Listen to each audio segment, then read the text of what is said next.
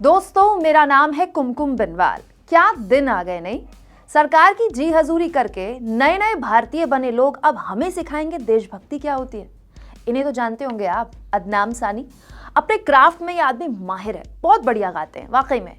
लेकिन जब से इन्हें मोदी सरकार में भारत की नागरिकता मिली है, तब से तो इनके तेवर ही बदल गए हैं। अदनाम सामी, जिनकी पैदाइश, परवरिश सब पाकिस्तान की है, खालिस पाकिस्तानी रहे ये हमेशा, इनका पूरा परिवार पाकिस्तान में रहा, वो अब भारत के एक चुने हुए मुख्यमंत्री को बताएंगे भारतीयता क्या है। और जब उन्होंने ऐसा किया, भारत के मुख्यमंत्री को भारतीयता की क्लास देने लगे, तो कैसे उनकी क्लास लग गई, जानिए अब। हुआ ये दोस्तों की गोल्डन ग्लोब अवार्ड में जब एस राजामौली की फिल्म RRR के गाने नाटू नाटू को बेस्ट ओरिजिनल सॉन्ग का अवार्ड मिला, तो आंध्र प्रदेश के मुख्यमंत्री YS जगन मोहन रेड्डी ने बधाई देते हुए पूरी टीम को लिखा, तेलुगु का बुलंद हो रहा झंडा, मैं पूरे आंध्र प्रदेश की ओर से बधाई देता हूं। और फिर CM रेड्डी ने RRR की पूरी टीम को टैग किया और लिखा, हमें आप सभी पर अविश्वसनीय रूप से गर्व है। लेकिन CM रेड्डी की यह बात अदनाम सामी के दिल पर जाके लगी भी ऐसे कि पूछिए मत। ये CM को राष्ट्रवाद का ज्ञान देते हुए कहने लगे, तेलुगु झंडा मतलब राष्ट्रीय ध्वज, हम सभी पहले भारतीय हैं, प्लीज खुद को देश से अलग समझना बंद करें। हम एक देश हैं, खास तौर पर अंतर्राष्ट्रीय स्तर पर हम एक देश हैं।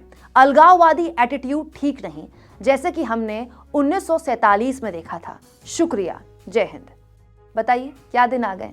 जिस अदनाम सामी के पिता ने 65 के युद्ध में पाकिस्तानी फौज का हिस्सा रहते हुए भारत के खिलाफ युद्ध लड़ा है, वो आदमी हमें देशभक्ति पर लेक्चर दे रहा है। खैर, तो बात ऐसी है साहब कि आंध्र प्रदेश के CM का तेलुगु झंडा लिखना अदनाम सानी जी को आपको इतना बुरा लग रहा है, तो आपको समझना चाहिए कि इसमें बुरा मानने वाली कोई बात नहीं है। यह हमारे भारत में आम कहावत के तौर पर इस्तेमाल किया जाता है। अब देखिए, हरियाणा का कोई खिलाड़ी, कोई पहलवान अगर भारत के लिए मेडल लाता है, तो हरियाणा वाले क्या कहते हैं, भाई हरियाणा के छोरे ने हरियाणा का झंडा बुलंद कर दिया। ये तो आम बोलचाल में बोला जाता है ना। यूपी बिहार का कोई शख्स इंटरनेशनल लेवल पर भारत के लिए कोई बड़ी ख्याति प्राप्त करे, कोई बड़ा काम करे, तो वहाँ के लोग कहते हैं भाई यूपी का झंडा बुलंद कर दिया। तो ये झंडा बुलंद करने को अगर आप अंग्रेजी में लिखेंगे तो क्या लिखेंगे, फ्लैग इज फ्लाइंग हाई, यही लिखेंगे ना। वही लिखा था जगन मोहन रेड्डी ने।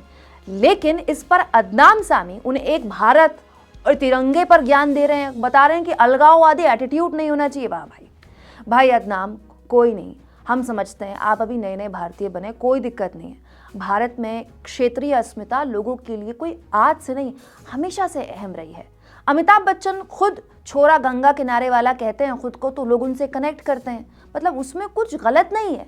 अब इस पे ये सही है कि नहीं होना चाहिए, इस पर बहस अलग है, लेकिन ये एक सच्चाई है। हम अपनी क्षेत्रीयता से एक दूसरे को कनेक्ट करते हैं। नए आदमी से मिलते हैं तो ये पूछते हैं भाई कहाँ से हो, बताते यूपी से। अच्छा, यूपी में कहाँ से हो, बिहार में हो, बिहार में कहाँ से हो, उड़ीसा में कहाँ से हो। तो ये तो नॉर्मल बात है। हम अपनी क्षेत्रीयता से जुड़ाव रखते हैं, चाहे दुनिया के किसी भी कोने में चले जाए।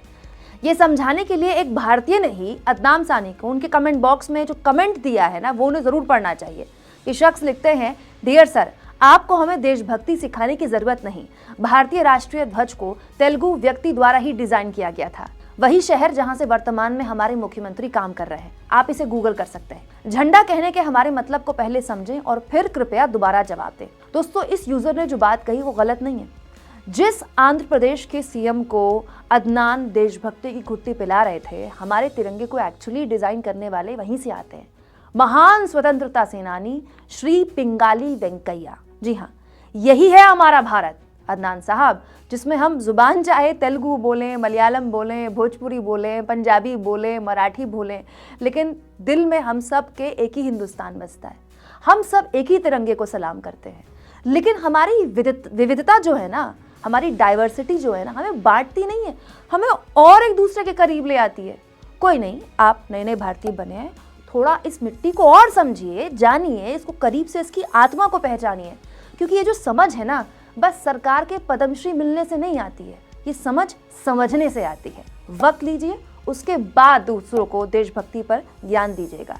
बाकी आपकी देशभक्ति पर हमें कोई शक नहीं है, आपकी भारतीयता की समझ पर जरूर हो सकता है। आप इस मुद्दे पर क्या सोचते हैं, कमेंट बॉक्स पर राय जरूर दीजिएगा दोस्तों, और चैनल को ज्वाइन भी करें और सब्सक्राइब भी करें।